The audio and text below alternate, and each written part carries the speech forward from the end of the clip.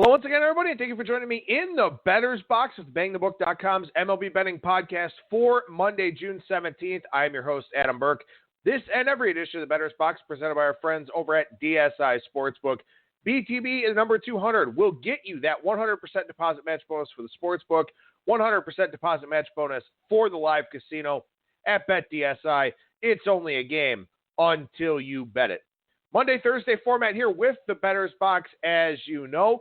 Monday is the Monday Mailbag at Skating Tripods on Twitter or Adam at BangTheBook.com via email to send me your questions. Also, Adam at BangTheBook.com via email to get the notes for the show. Mailing list of about 250 strong here for the program. So if you want to get on that list, Adam at BangTheBook.com.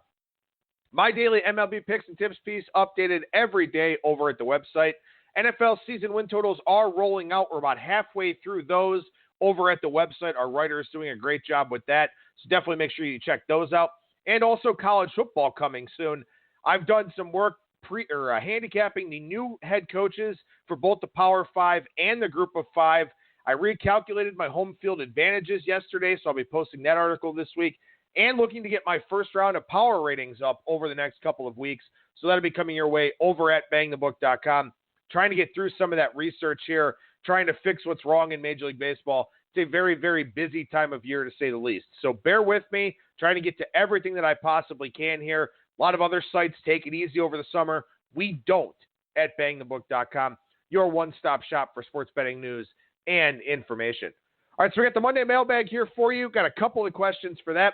Then we'll go beyond the box score, go down the lines. I'll give you a couple of picks for tonight's action, and then a preview here of the week ahead, including a handful of suggested series bets to make here for Monday, Tuesday, Wednesday, and Thursday. All right, so we go into the Monday Mailbag here. We start with a question on Twitter from Stefan MV1986. Says here, in all honesty, I really don't think a healthy Astros team comes close to the Dodgers. I truly think everyone is playing for second this year. Numbers aside, I just see it, and it's in my gut. Is that value even at 4-1? And he elaborates here to say, what I mean is, do you create value for yourself, or does the market create value for you? Strange question, but I know I wanted to ask it for the Monday Mailbag. I don't think it's a strange question at all. In fact, I think it's a fascinating question. Now, I will say this. Everybody's definition of value is different. Some people are going to go out there and say, well, you know what? There's no value in a losing ticket. Other people are going to say there's value in getting out in front of a line move, getting the best price, and then obviously things are going to play out however they're going to play out. So everybody has a different definition of value. For me, I think there can be value in a losing ticket because you're betting on the expectation that that ticket wins more often than what the market line suggests. So to me, that is value. If you're getting the best of it and you're getting a favorable situation, win or lose, I think that's value. So for me, I think grabbing prices makes a lot of sense. Having a diversified portfolio makes a lot of sense. Creating those hedging opportunities for yourself makes a lot of sense. So I do think that my definition of value is a little bit more, is a little bit different than some people's. I think it's one of those things where I have a broader definition of value. Some people only see value in situations where they expect to win. And sometimes you're not going to win. Sometimes you're going to bet a side, a total, something like that, that will lose more often than it wins, but you find value in that opportunity because it's going to win more often than the market expects it to win. Now, when you talk about World Series futures, it's pretty unique because we've got several division leaders that are probably already locked into the playoffs and are likely locked into avoiding that wild card game. Teams like the Dodgers, teams like the Astros, teams like the Twins. When you look at the Dodgers here in particular, which is basically what the question is, at 4-1, do they have value? Well, let's look at this situation here. First of all, they're up 6 games on the Braves for home field advantage. They're up, about 10 in the division? So they're going to win the division, and they're probably going to get home field. Now, that's relevant because they're a very good home team, and it's a long travel out to the West Coast. because you have to think that the wild card teams are likely going to come from either the East Coast or the Midwest. So you're going to run into a situation where you've got long travel after that wild card game, quick turnaround, you burn your frontline starter in that wild card game just trying to get to the division series. The Dodgers don't have to worry about any of those things. So in that respect, it's a big deal for them to have a big division lead and to have this big advantage already in the home field department. So is there value at 4-1? I think there can be. And I think that you create value for yourself in the market by having an understanding of the landscape, having multiple outs. Is there more value at 4-1 than at plus 350? Yes, there is. So in order to create value for yourself, you have to have multiple outs to get the best price. You don't create a whole lot of value for yourself if you have one sports book and the Dodgers are plus 300 and you can get them at plus 400 or plus 450 out there somewhere else in the market. That is not value. That is not value at all, because you're taking a price lower than what's out there in the market. You're creating yourself a bad bet at that point in time. Whether or not the Dodgers win is largely irrelevant. At 3-1, the Dodgers basically have to win for you. At 4-1, maybe you have some hedging opportunity in the World Series, likely against the Astros, could be against the Twins or the Yankees or the Red Sox if they get things going. But you want to get the best possible price to create yourself value. Now, can the market create value for you? Absolutely. Now, in this case with the Dodgers, I don't think so. But the market can create value for you with adjusted prices, overreaction, perception biases. If you know what you want, know where you can get it, and you're getting it at a price point that you want, which in this instance would be the best price out there in the market, then yeah, there's value on the Dodgers. If you believe that the Dodgers are the best team in baseball and you're out there getting the best price that you can, then I think there's value in that. Now, obviously, the Major League Baseball playoffs are absolutely crazy. Anything can happen. But when you look on paper here, who beats the Dodgers in the National League? The Braves can't. They don't have the pitching. The Brewers, I don't think they have the pitching either. I don't know if they have the offense to keep up this season either. Houston can beat them, but they don't face Houston until the World Series. So when trying to look at this from all sides to determine if there's value, is 4-1 the best market price that you can get? That's question number one. Question number two, who beats this team? I think there's one team in baseball that I would give a very reasonable chance of beating the Dodgers in a playoff series format. It's the Houston Astros. So you have created value for yourself if you can check off those two boxes, and then the market creates value by having different prices out there. If every dealership sold Silverados, but they sold them all at different prices, different financing, stuff like that, that's a marketplace that creates value for you if you go to the right dealership. It's the same thing here with baseball. Everybody has World Series futures odds up. But if you go out there and get the best price, if you survey the market, find the best price, deposit there if you don't have money there, or if you do have money there, use it to make that bet. That's the market creating value for you. Because it's a competitive market, because there are a lot of different outlets out there that want your money. They would love to hold your Dodgers money for the next 4 months. They don't mind, or next 5 months. They don't mind doing that. So if you go out there and you find the best possible price, or the best price you can get. Obviously, if the best price is at Pinnacle, you can't sign up at Pinnacle because U.S. players can't create new accounts at Pinnacle.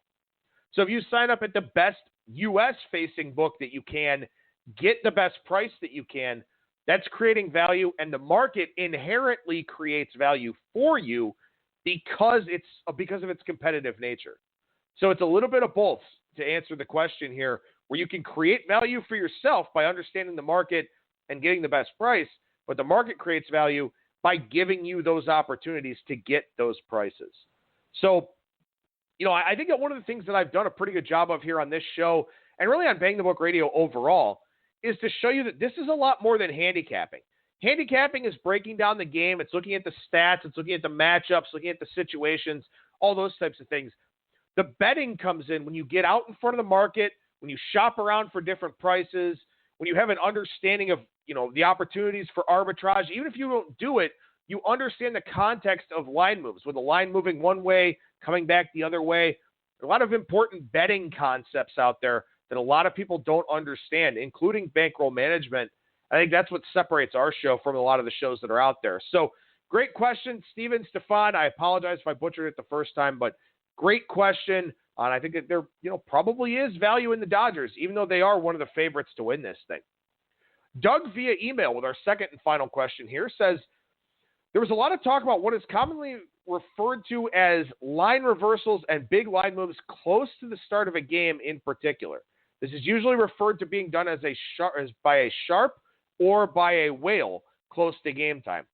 Can you give me some examples of what kinds of information a sharp or a whale might be able to obtain close to the game that the rest of the general public would not have access to? So, when you talk about line moves right before a game or on game day specifically, I don't know how often that information is intel. I think a lot of times it can be. It could be an injury, a sickness, a late lineup change, something like that. But a lot of times, too, it's simply a group with substantial money getting the target price that they wanted or taking something very close to that target price that they want. We see this a lot in the NFL and in college football. And keep in mind, too, that, one book may get hit very hard at +7, -115. All of a sudden, they're going to make a move, and other books are going to copycat that move.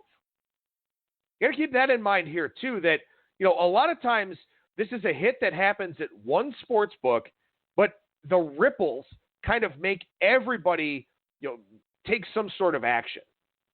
It may be a situation where somebody wants +125 on a baseball side, and one book gets there. They take a big hit on that number.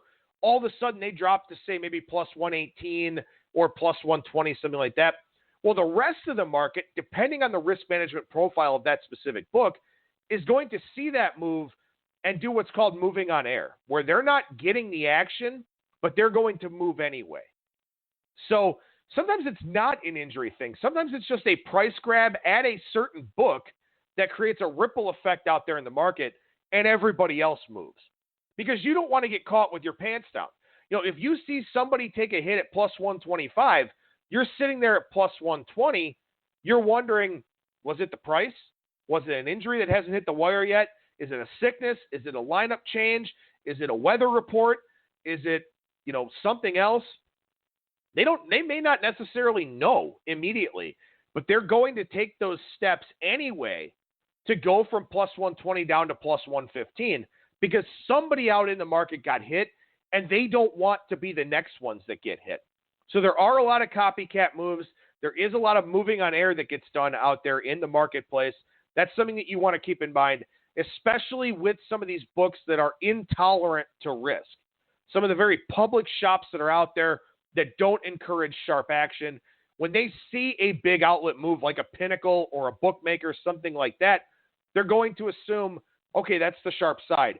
We've got to protect ourselves. We have to protect ourselves from the few sharp clients that we do allow or from steam chasers that follow the market, stuff like that. So it may not necessarily be an injury, a weather report, a pitching change, something like that. It may just be fear. It may just be fear in the market that some influential group or some influential individual took a position on a side or a total, and now they're going to scramble to change it. Because sometimes it's somebody who has clients. Somebody who moves lines out there in the marketplace may have clients that they just released a play to. Now that's going to have a ripple effect throughout the market. Or it may just be the steam chasers that I mentioned. And there are a lot of people out there that do that. They start to see sides moving. They hop on because they say, well, somebody must know something that I don't. Maybe they don't. Maybe they just had a target number in mind, hit that target number. There is no lineup change. There is no injury. There is no illness. There is no weather report change, something like that. Now, I will say when it comes to the NFL and college football, we have seen a lot of game day moves, particularly of a sharper nature than we have in, several years. That has been a thing over the last couple of years. I do think that's largely based on injury reports. But, when you look at Major League Baseball here, for example, for the first game of a series, we don't know umpire assignments until a few hours before. So you will see some line moves out there in the marketplace based on those umpire announcements, especially from a total standpoint, but maybe from a side standpoint. If you've got a guy with a big strike zone and a strikeout pitcher with good command, he's probably going to take money with that umpire announcement. If you've got a guy with a small zone and a starter who has questionable control, you may see money come in against that guy. So there are situations like that over the course of game day, but you got to keep in mind here that limits progressively increase. We talk specifically about football. Limits early in the week are very, very low. When you get to the middle of the week, they increase. When you get to game day, they're the highest that they're going to be. Sometimes you may see a group bet $50,000 on a side, try to massage that number a little bit later in the week when limits are higher, come back over the top at their target number for $100,000. Those are things that will move lines as well and could move lines on game days. Somebody may have $75,000 in a position on a team, +3, -05 from early in the week. Maybe that line comes down to 2.5. They hit that number big for, $150,000. Well, all of a sudden that line goes back to 3, or maybe even goes to 3, -115, something like that. That's not because of an injury. That's not because of a lineup change or something else. That's because somebody got the number that they wanted and put a significant bet on it. And like I said, sometimes you'll have the books that move on air from those larger positions that have been taken as well. So line moves right before games are not always about injuries or lineup changes, something like that. They may just be about the influence that some people have in the market and what they can do once they get their money down. Lines are tight. Talent gaps are smaller than they've ever been before. There's a lot of market manipulation that goes on out there. And I've talked about this on the show this year that we're seeing a lot of arbitrage. A lot of times we would see 25-cent line moves that would stay there. Now we're seeing 25-cent line moves that come back 10 or 15 cents as we get closer to the game. Market manipulation is a great strategy. Maybe it's more important than ever before because the margins for winning are so small. And obviously a lot of us can't move around the capital to do that, but we will see line moves predicated on that in the marketplace. You got to keep in mind that, if you've got a lot of $100 bettors, they can do some damage to a line if everything is really one-sided. But you get that one big player that comes back in, either balances out the action or comes over the top, that's going to create a line move. So in a market like baseball, the quant guys do have an impact when lineups are released, stuff like that. And then obviously in the NBA when guys are sitting out all the time. But it may not always be an injury or a lineup change. It may just be books having to cover their positions, other books moving on air, books that are intolerant to risk, taking even sharper moves and even sharper positions when they see something out there happening in the market. So it's not always that. It's not always something that we don't know. Sometimes it's just financials that, we can't see, but we can make inferences about. So Doug, great question. 2 very strong questions here this week for the Monday Mailbag. There's a lot of nuance and a lot of depth to this industry. It's not just trying to pick a winner and handicapping the matchups. It's a lot of stuff financially that, we don't necessarily see. We're not necessarily privy to.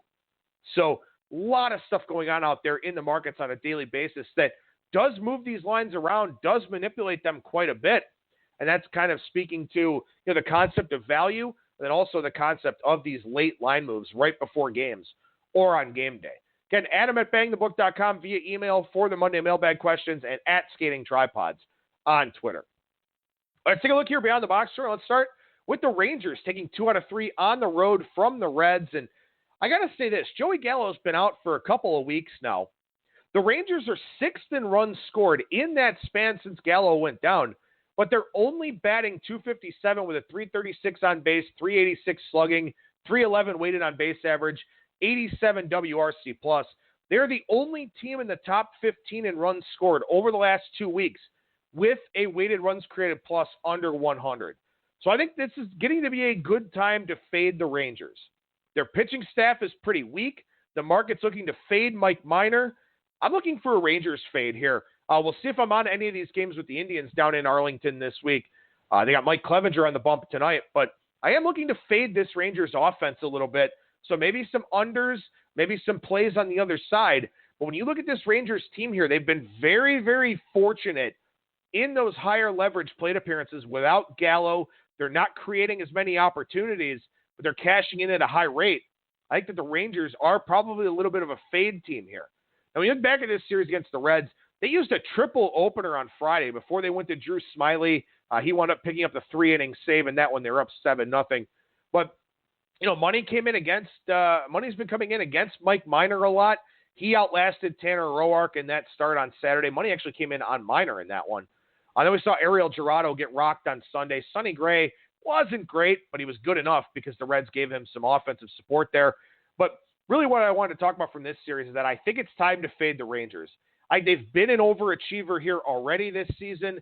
The fact that they've been pretty competent here without Gallo, despite some pretty lackluster offensive numbers, does suggest to me that it's probably a good time to look to fade the Rangers here. The Angels and the Rays split their 4-game series. Tough underbeat for us on Sunday. Some runs in the middle innings and then some runs late in that one. But one thing I did take away from this series here, the Angels were abysmal against lefties early on in the season, which was very surprising because they had a very right-handed heavy lineup. They've gotten much better against lefties here of late. Got 5 runs in 6 innings off Ryan Yarbrough in the first game. They knocked out Blake Snell after only 3 1/3 in the second game. Got a couple of runs off of Jalen Beeks, who's been very hard to score off of. The Rays allowed 19 runs in this 4-game series to the Angels, which isn't great. Obviously, it's just under 5 runs per game, but not many teams have done that to the Rays here. This Angels lineup, very low swing and miss. And one thing that you can do against teams that record a lot of strikeouts, you can have success in early count situations because, they're using fastballs. They're saving their put-away pitches until later in the count. The Angels lineup swings early in the count. They're very aggressive with the bases empty, very low swing and miss rates. When they face better pitching staffs, they're probably better equipped to have success than a lot of other teams that are out there. They had some success here in this series against the Rays. So the Angels, you can see why they keep taking money in the marketplace on a pretty regular basis here of late. The Phillies and the Braves. The Phillies had a bullpen melt in Game 1, winds up costing them the series. The Braves had a 9th-inning melt in Game 2 defensively, and then the Phillies blow it out in Game 3. It's amazing this season how many bullpen issues we've had in the 7th and 8th innings here so far. But, it's one of those things where you may just be better off playing a lot of first 5 lines, especially here in the middle portion of the season when those relievers start to fatigue a little bit, a lot of workload. Not many days off here. Maybe the first 5, the way to start attacking some of these games. But when I look at the Phillies here, this patchwork starting rotation is starting to have a lot of issues. They should be in the trade market for Madison Bumgarner or Trevor Bauer. We'll see if they are. But Jake Arrieta, who goes tonight's been very mediocre, if not bad. Aaron Nola has not been great. He's not been that elite guy we expected. Vince Velasquez as an opener hasn't worked out. Gerard Eickhoff to the bullpen, not working. And I mentioned recently here, with their overachievement on both offense and on the pitching side, they're a fade team for me right now. I know offensively they've got some pieces and parts, but this bullpen, it's very inconsistent. The starting staff is not good overall. They're going to start to feel that loss of McCutchen at the top of the order as we get further away from that injury. Unless they make some transactions and make some moves, they're on my fade list here for the near future. And, we kind of saw some of their problems pop up a little bit in this series here against Atlanta. How about the absurdity of this Padres-Rockies series? 15 runs in the first game. We were on the under in that one. 28 runs in the second game. 22 runs in the third game. 27 runs in the fourth game. 92 runs in this series. 18 first-inning runs. Amazingly enough, only 17 home runs in this series with the 92 runs, but 5 of them coming from Hunter Renfroe. Herman Marquez, 5 2/3, 10 hits, 7 runs, walked 4, struck out 8. He still can't figure out Coors Field. Kyle Freeland's still hurt. Lots of stuff going on with this Colorado rotation. How about the Nick Margevicius start here? He gave up 9 runs on 11 hits, an inning and a third. Gave up a solo home run to Charlie Blackmon and a double. He gave up 9 singles and an inning and a third. That's crazy. I mean, talk about having no batted ball luck whatsoever for Nick Margevicius. The interesting thing, he gave up 9 runs on 11 hits in an inning and a third, and the Padres won that game. Crazy series here. Lots of bullpen usage for the Rockies in this series. Not as bad for the Padres. Robbie Erlin wore 1 through 71 pitches in relief. I think he's on the IL or got sent down.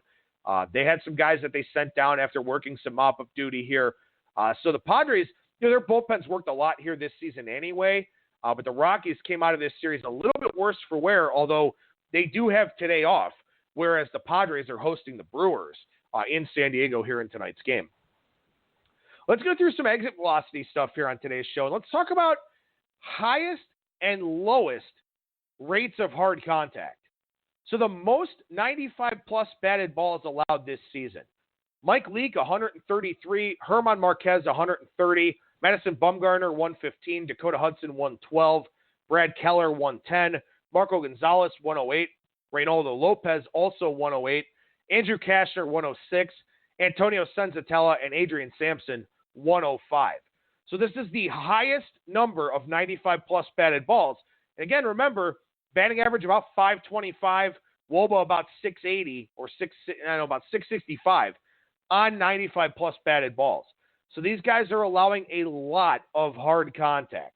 Not surprisingly, most of them struggling in the ERA department. Madison Bumgarner is a pretty interesting name to be thrown in there. He's actually pitched fairly well this season.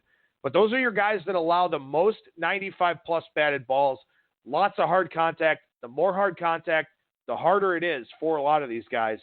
So Leake, Marquez, Bumgarner, Hudson, Keller, Gonzalez, Reynaldo Lopez, Kashner, Senzatella, and Sampson, all guys that allow a lot of hard contact. So against potent offensive lineups, in bad ballparks for pitching, those are guys that you want to look to fade because they allow a lot of hard contact.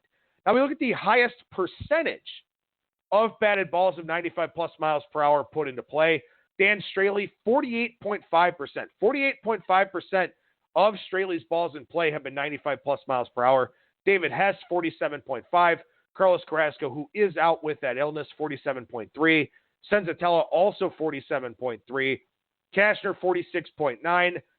John Gray at 46%. A lot of hard contact for him. Shane Bieber, 45.8%. Sampson, 44.9. Wade LeBlanc, a lot of hard contact, 44.7. And then Jorge Lopez, 44.1. So when these guys allow balls in play, a lot of hard contact. Bieber's a guy I've mentioned before. I'll talk about him a little bit later in the show. John Gray, poor command, not great when you talk about pitching at Coors Field. So a lot of worries there with that. So again, these are guys that allow a lot of hard contact, a high percentage of hard contact.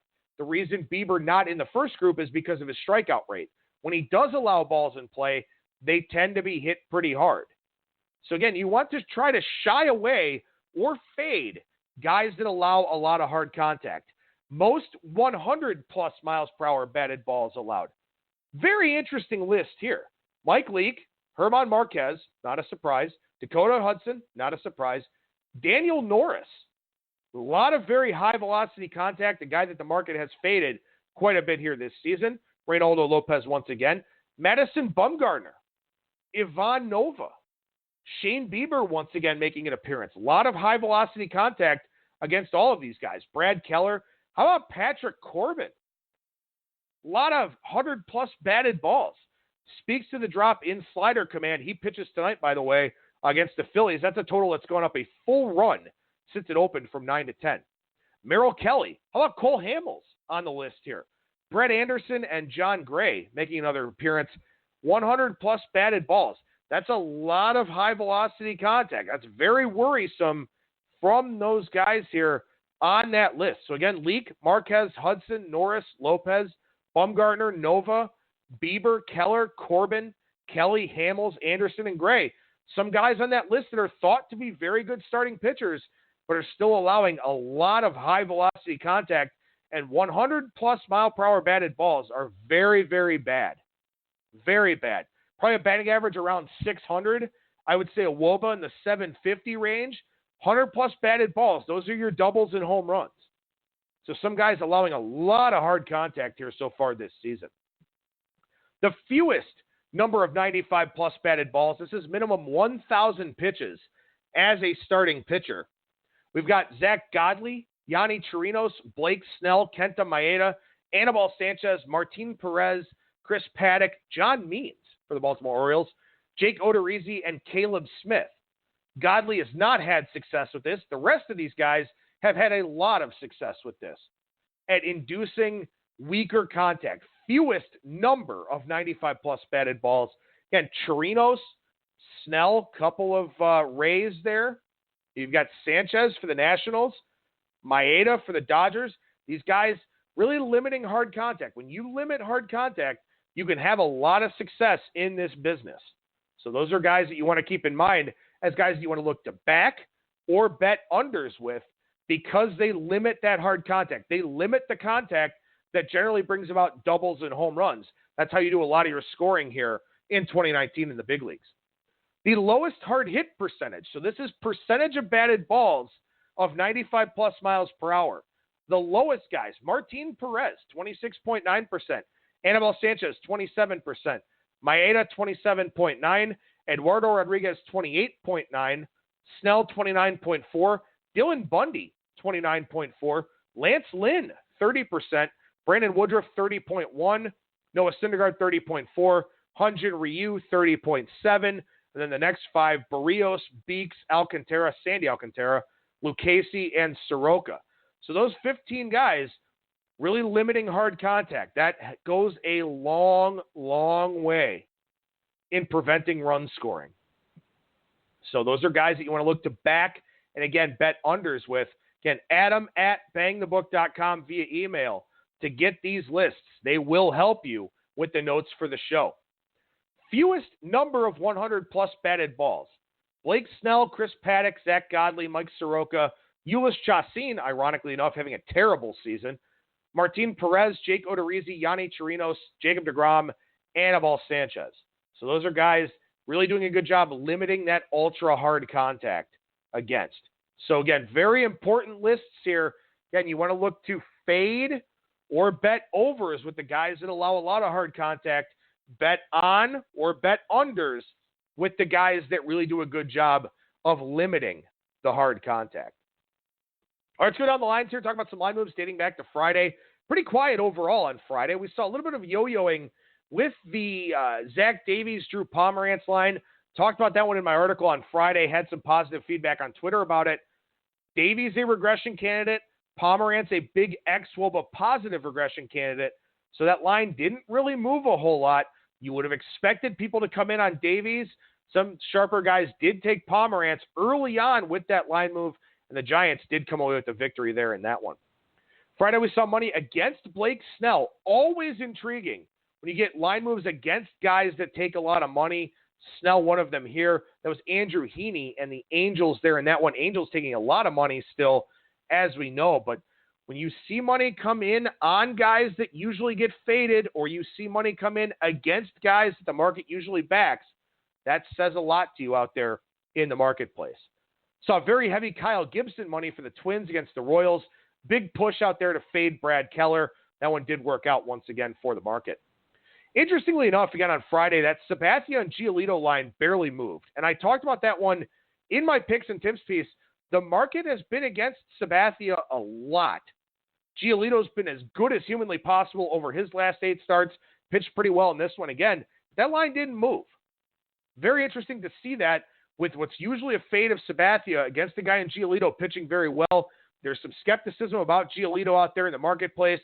I don't know how many more starts he needs to answer it. He hasn't answered it for me yet, but still interesting to not see that line move on Sabathia, a sign to me that the market has not fully bought in with Lucas Giolito. So Garrett Cole money on Friday against Anibal Sanchez and the Blue Jays. Once again, Garrett Cole, he gets steamed just about every time he takes the mound. So again, another guy, if money comes in against him, that should definitely perk your spidey senses a lot because it does not happen often.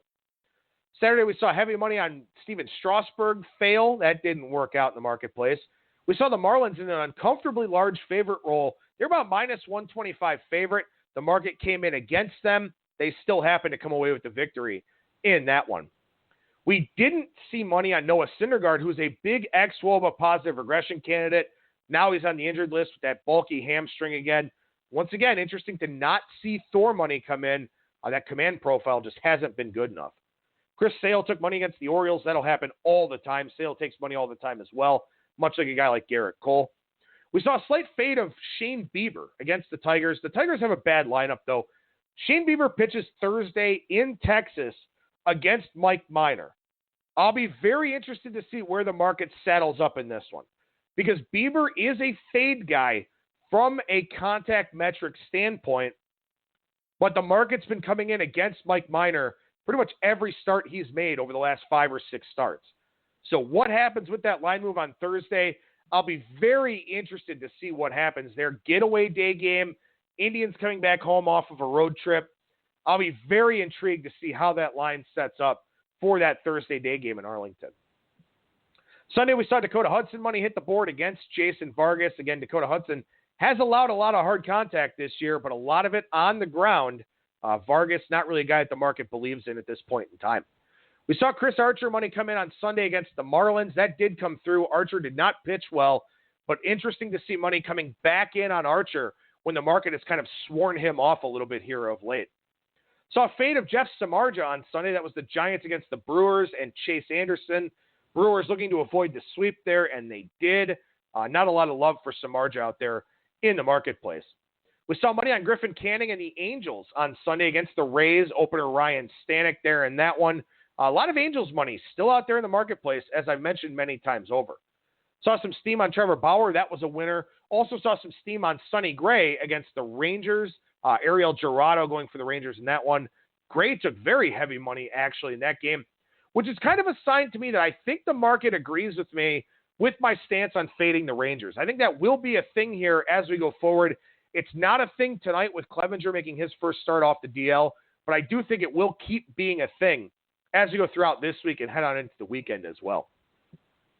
Monday, we're seeing some Patrick Corbin money leak into the market. I've got a full breakdown over in my article at bangthebook.com on Corbin and what I'm concerned about. So please go and check that out.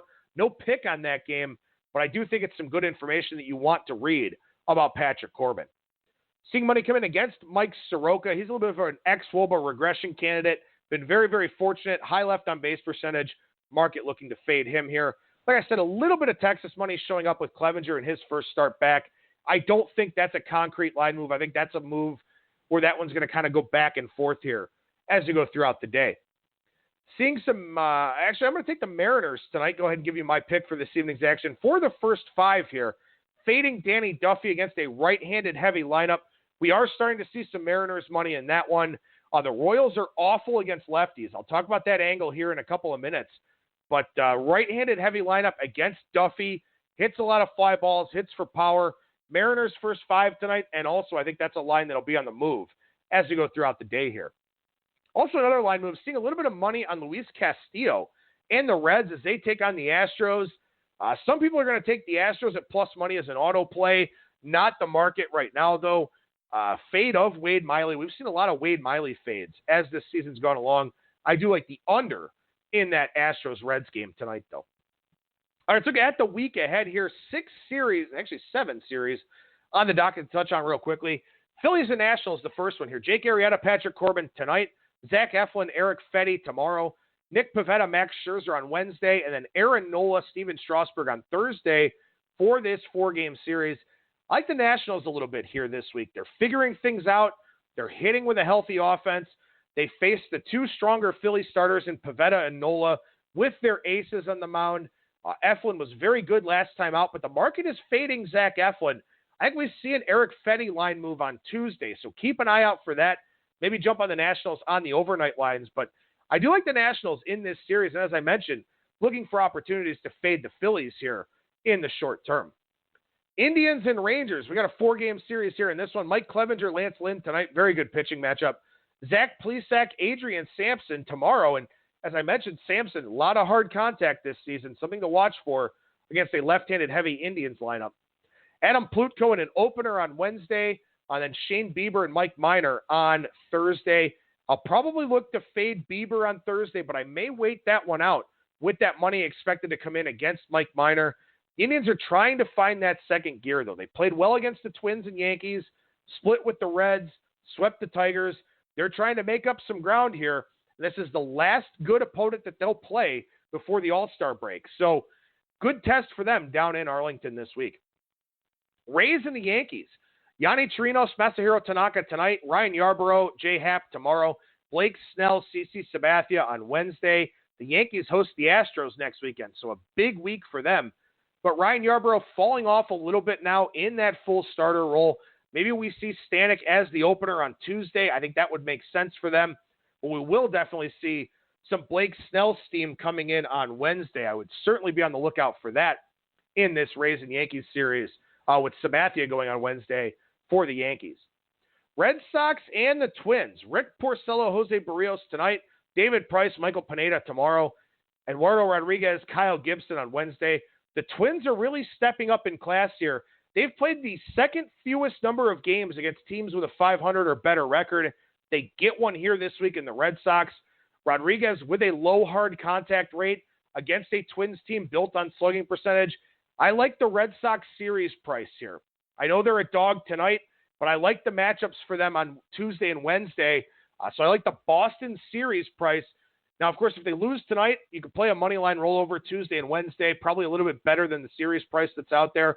But I do like Boston to win this series over the Twins, who are stepping up in class and are getting a couple of tough lefties on Tuesday and Wednesday, guys that usually stay out of the nitro zone and can induce weak contact in Price and Rodriguez against Pineda and Gibson, two guys I'm not fully buying in with. So I like the Red Sox series price here for this week. Brewers and the Padres. You got Ulis Chassin, Joey Lucchesi tonight, Brandon Woodruff and Matt Strahm tomorrow, which I'll be looking for the under. It'll be under 7. I like the under in that game tomorrow. Then Zach Davies, Cal Quantrill on Wednesday. Will we see that Zach Davies fade in the getaway game? That's what to wait and see. But I do think that Tuesday night gives us a good opportunity to play the under, maybe a first 5 under to avoid. But both of these bullpens pretty decent as well. So maybe a full game under there for Woodruff and Strahm. Maybe Strahm's bad start last time out gives us a 7.5 here. I doubt it, but I'm kind of hoping that's the case. Astros and the Reds. Wade Miley, Luis Castillo tonight. Justin Verlander, Anthony DeSclafani on Tuesday. Garrett Cole and Tyler Mahle on Wednesday. We'll see a Verlander fade on Tuesday in the small park. Reds taking on money with fair regularity here. We'll see that line come down with Verlander and DeSclafani on Tuesday. We'll see the Garrett Cole steam coming up here on Wednesday. Shout out to listener at JohnRoy76 on Twitter, mentioning and tweeting at me here that the Angels, Indians, Astros, Orioles, and Royals all traveling over 1,000 miles to a new city with no rest, and they are the visiting team in all 5 of those matchups. So pretty interesting there. You've got the Angels going to Toronto, the Indians going to Texas, Astros to Cincinnati, Orioles out west to Oakland, and the Royals to Seattle. So great angle there with 5 teams making long trips to where they're still on the road.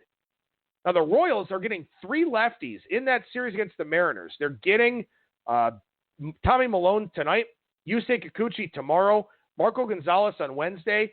The Royals are a league average offense against righties, but they're horrible against lefties. They rank 28th in WOBA against left-handed pitching. So, long trip, a lot of lefties. Give me the series price for the Mariners here this week. I think there's very, very good equity, very good value in that.